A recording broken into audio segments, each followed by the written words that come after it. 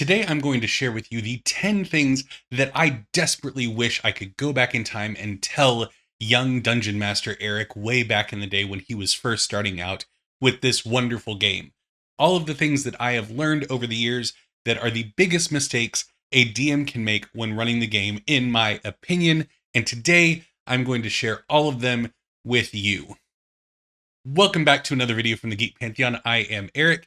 And today, like I said, we're going to be talking about the 10 biggest DMing mistakes I made as I became the dungeon master I am today, which I think is at least a pretty passable one. And the first one is one that I've recently had hammered home in a campaign that I recently ran, and that is the mistake of building your campaign story around the PC's backgrounds.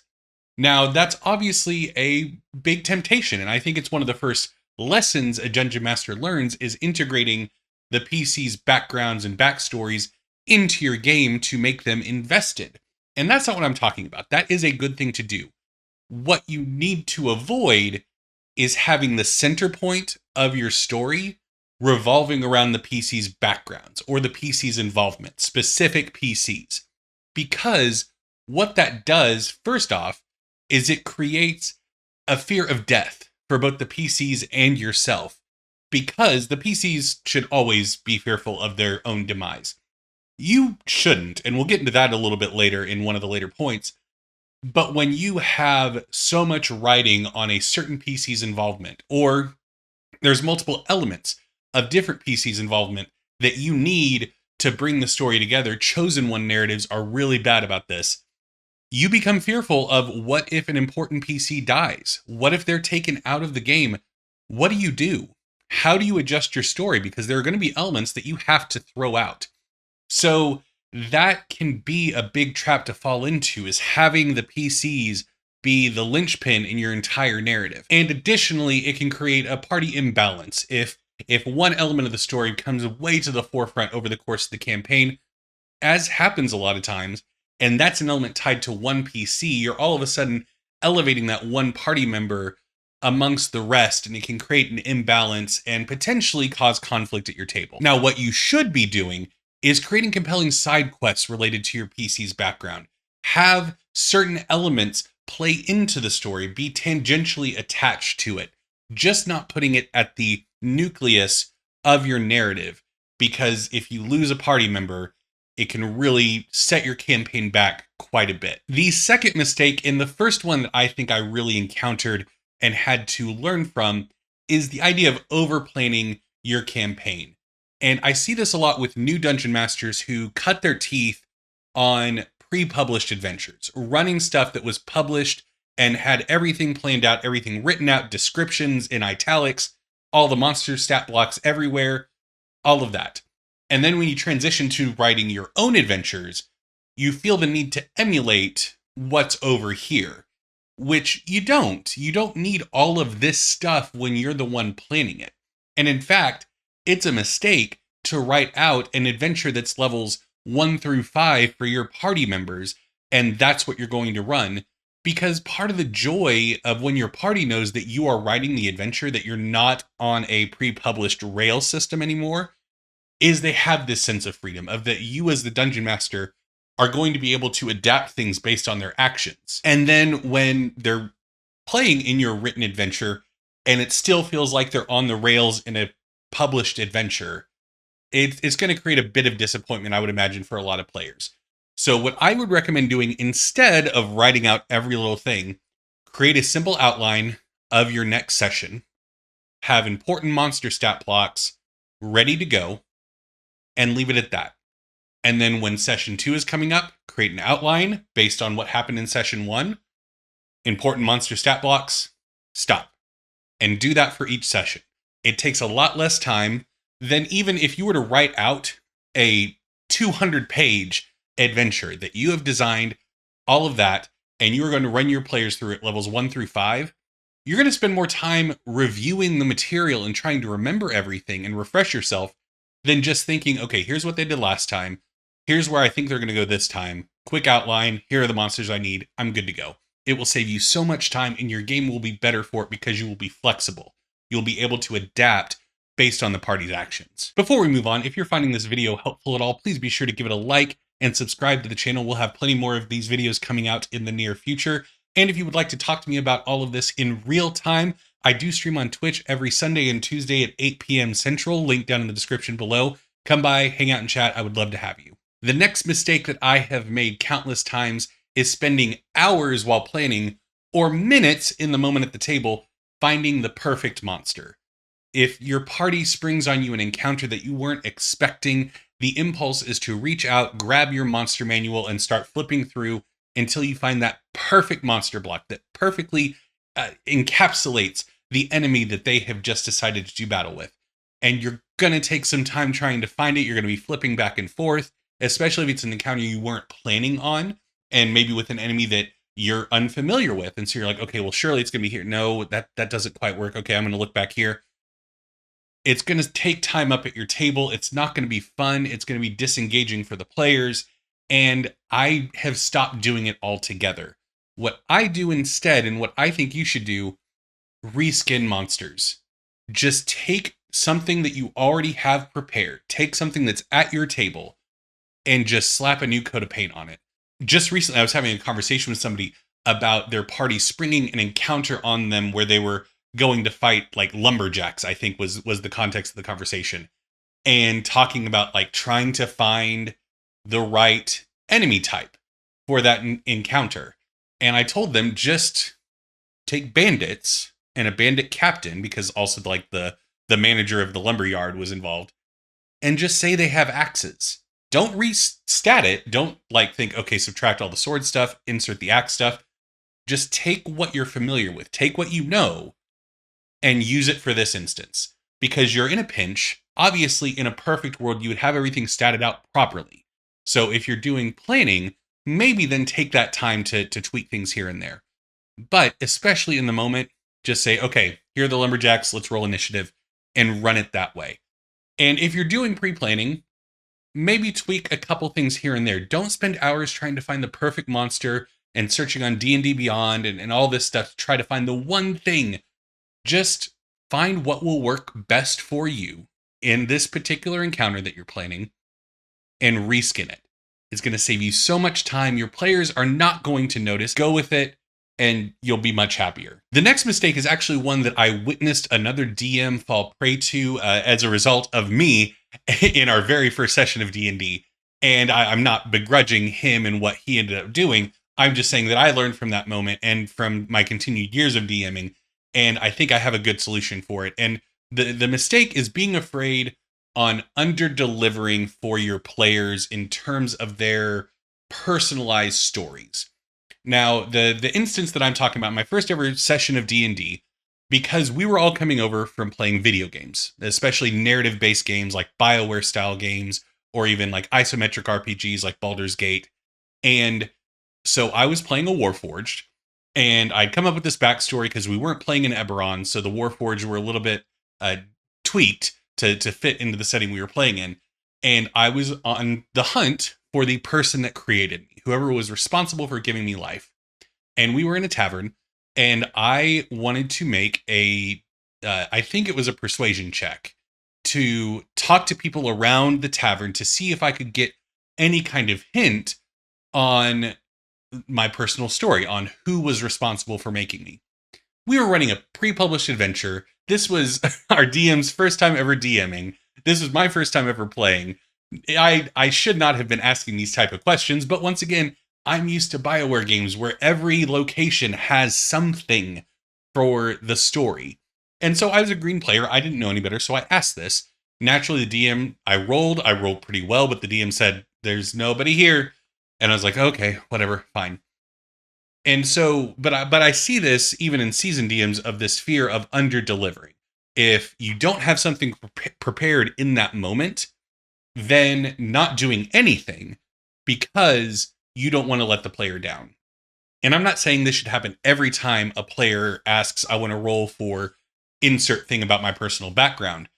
But what you can do is drop a breadcrumb. A vague clue is a lot of times more evocative than something really specific. Finding an individual who says, I can't talk right now, but meet me at this place in a week and I will let you know what I know, will A, make the player go, oh my gosh, I found somebody. This person knows something. And two, give you time to plan something, because that week's not going to come this session. You can make sure that the timeline makes sure that you can punt that to the next session, and then you have time to look into their backstory and figure out what they know and how much they know. So that's what I would do, is drop those breadcrumbs, give those vague clues that allow you to push it down a little bit further down the line. It can even be something like, here on this map is the location that I last knew that this person was at, or this artifact was located. And if it's somewhere far off, then you bought yourself multiple sessions worth of time before you actually have to deliver on that. But that player is excited and wants to go after it. The next one is a mistake that I, once again, have a vivid memory of when I learned this lesson at a table. I can remember the moment where now I think back on and go, that was such a mistake. I should not have done it that way. And the mistake is forcing your players into a one-way road. And what I mean by that is, when you're doing your planning for a session, if you're following my advice and doing an outline, or you're writing the whole thing out, regardless, you're going to plan out encounters that you think are going to go a certain way. You think it's going to be a combat encounter, a role-playing scene, a puzzle, whatever. And you think that it's going to happen, and you think through all the different scenarios. You're like, no, the PCs are going to want to fight these people. But then, of course, you get it on the table, and one of the PCs chimes in and says, wait, before we roll initiative, I want to try to talk to them. I want to try to convince them otherwise.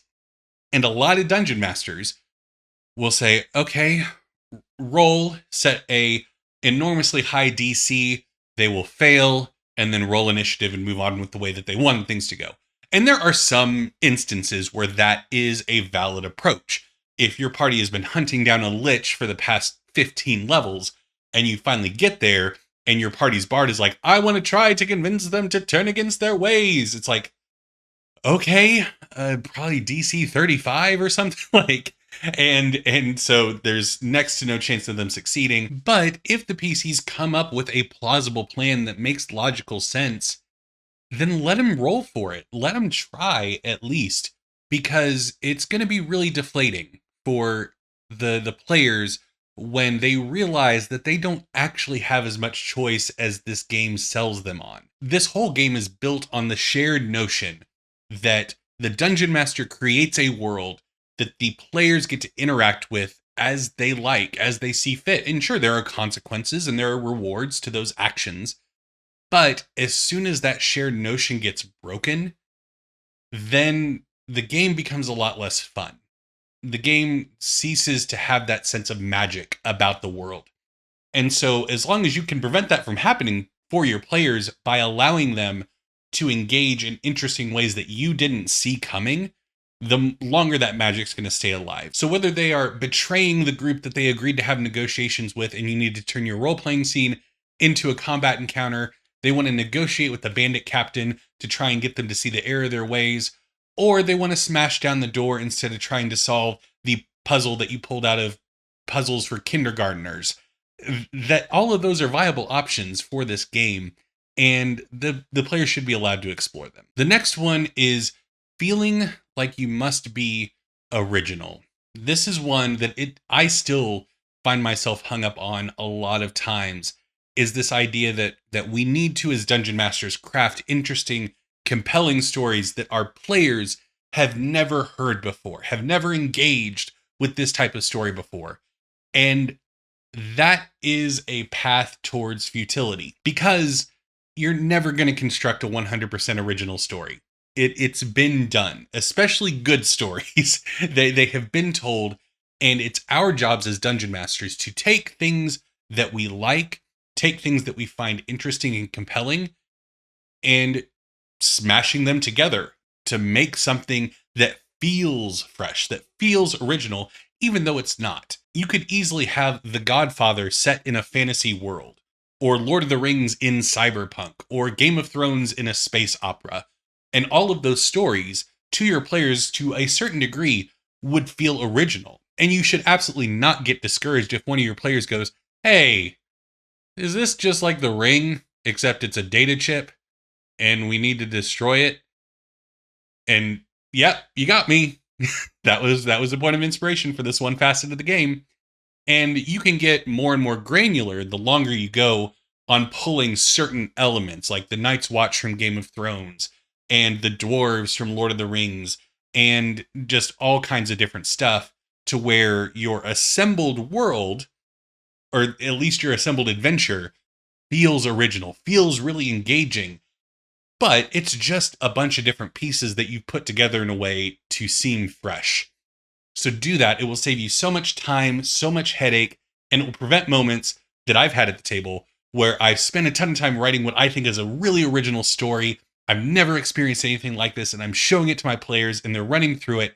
And then one of them points out the very obvious point of inspiration that was just buried in the back of my mind that I didn't even think of. And it's just like, oh, well, yep, this is just basically Back to the Future 3. The next mistake, and one of the biggest ones that you can make, is not taking notes immediately. And I'm talking about either at the table or away from the table. When you're at the table and you, in a moment, have to come up with a fact about an NPC or a name or anything, an affectation for an NPC that you're introducing, you will not remember it.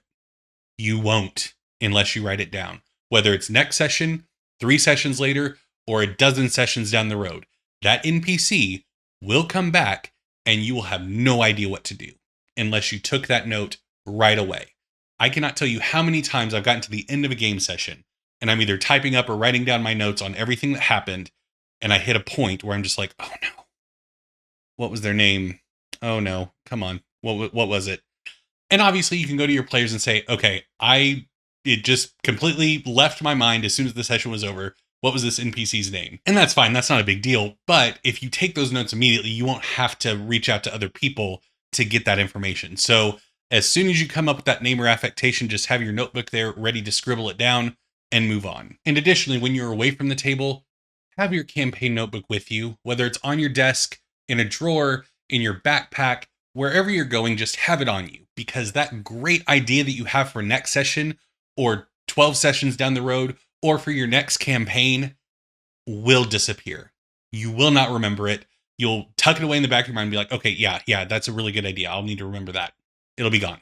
I could run 12 campaigns with all of the campaign ideas I've lost over the years, because I think, yes, okay, that's a good idea. I'm going to write that down when I get home. I forget to write it down when I get home, and then a couple days later, I've forgotten about it completely. And then when I go to play in my next session, I'm like, oh, there was that thing that I was, what was it? Crap. So yeah, write it down right away. You'll thank yourself later. The next mistake that I see is fear of death. And no, we're not getting existential with this video. Death for a player character. And this one's very natural, I feel like, especially for new DMs, where it's this fear where you're taking something that another player at the table, a lot of times a friend, has grown to love and care about and nourish and build up, and then you kill it and you wipe it away, and they naturally have a visceral reaction about that. You have a visceral reaction about that, and you think the game's over in that moment. You're like, oh no, what have I done? They're going to be so mad. They're not going to play anymore. It's a scary thing. Every DM kills their first PC, and a lot of times, I know it happened for me, there is this sense of fear of how the player is going to react, how angry they're going to be at you. And that fear is most of the time not founded. Most of the time, the players understand that this is a possibility when they're playing this game, as long as you're playing the game fairly and following the rules, and you're not just like lightning bolt comes down and kills your character instantly, no saving throws. That they would be mad, and rightfully so, about. But in actuality, if you're following the rules, the player is going to be upset in the moment. They're going to probably get up, walk away from the table. It's not directed at you, though. Most of the time, it's directed at themselves for making a bad decision. It's directed at the story and what their character is going to miss out on now. It's directed at a lot of things, but it's never personally directed at the Dungeon Master, in my experience. So allow that session to play out, allow it to continue on, finish up your story, and then afterwards have a conversation with that player. Because we are most of the time playing in a world that has resurrection. So you can bring this character back if they want to. If they're genuinely upset, like, no, I don't want to play another character. I wanted this character. This is the character I want to play. We need to figure out a way to bring them back. Then you can start planning out that story. But wait until after the session to have that conversation and see how they feel. This next mistake is incredibly personal for me because it is, I would say, one of my biggest failings as a dungeon master. Just the way that I tell stories, the way that I consume stories. This one is something that I have to be incredibly aware of and stop myself from doing. And that is rushing your story and any kind of reveals that you might be looking forward to springing on the players. When you set up something really cool, it's tempting to have that payoff because you want to see the player's reaction. You've set this thing up and it's like, oh, I can't wait for them to know. And a lot of times it makes it less impactful, especially if it's within the same session. It's just like, oh, okay, yeah, oh, they were bad the whole time. And additionally, when you've come up with this cool thing and you've done the setup and you're like, okay, I'm going to wait to do the payoff. I'm going to wait X number of sessions before it's revealed. There is a temptation to drop clues along the way to get that kind of twist reaction that you see in something like The Sixth Sense or Star Wars Knights of the Old Republic, where the players look back and think, oh my gosh, it was so obvious. Why didn't we see it? And I'm going to say this as nicely as possible, but you're probably not as clever as you think you are. I'm certainly not. I'm not clever enough to set up that twist and then dole out hints that aren't going to completely telegraph what I'm going for. I have had one successful twist at a table. In all my years of DMing, one time have I revealed a twist and elicited the reaction that I want. And I introduced the setup of that twist in the second session of our campaign. And the reveal came 27 months later. And I only gave out a clue once every 6 months. And the thing that was setting up this twist was not a consistent part of the campaign. It wasn't there all the time, so I didn't have the temptation to constantly be hinting. It would show up. There would be a really vague thing that happened that when the players looked back on was like, oh, okay, that makes sense now. But it wasn't like obviously telegraphing the actual twist. And yeah, and then we moved forward. It happened 27 months later. They were shocked. They were surprised. They gave me the reaction I wanted. And that's the only time it has worked. And the 10th and final mistake that I have made as a dungeon master over the years, and I'm sharing with you so you can avoid the same mistakes, is feeling like you are the storyteller. Now, when you're planning out your campaign, like I said with point 2, there is this temptation to overplan the story. When you're plotting out the actual narrative that you're telling, not session by session, not the mechanics of your game, but the story of your game. There's this temptation to come up with the name of the villain, all of their underbosses, the organization that they have created, any allied organizations or friendly NPCs, naming them, completely writing out their backstories, coming up with everything so that you're never caught off guard. If you need the allied organization to pop in randomly to save the PCs because you're about to have a TPK, you have that locked and ready. There's that temptation to have all of this already fleshed out before session 0 even happens, or even before session 1 even happens. But I would suggest tweaking it a little bit. Figure out what your villain is. A lich, an evil ruler of a nation, an invading force from another plane. Figure out what they are, and then move on.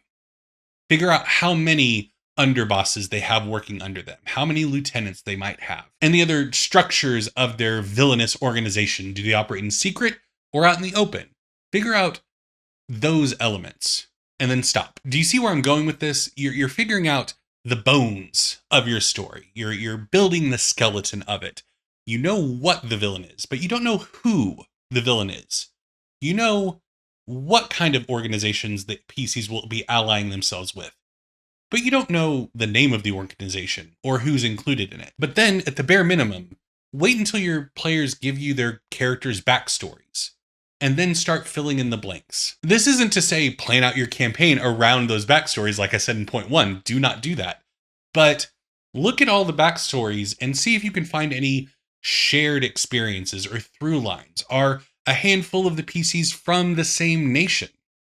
Then maybe the ruler of that nation is the evil ruler that is your campaign's villain. You're not building the campaign around events and their backstories, but they're going to be invested because it's the ruler of their nation that is evil? Is there a through line in your players' backstories about invasion or their homes being taken away and wrecked by an invading force?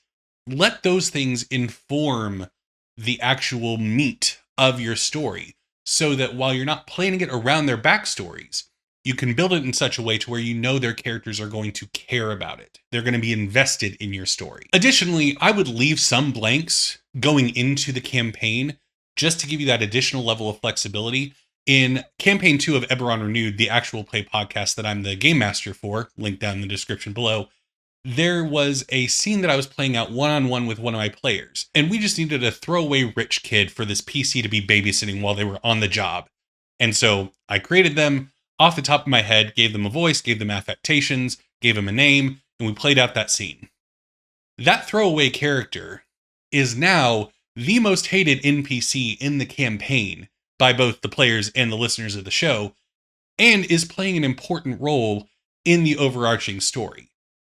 It was a throwaway character, never intended to play that character again.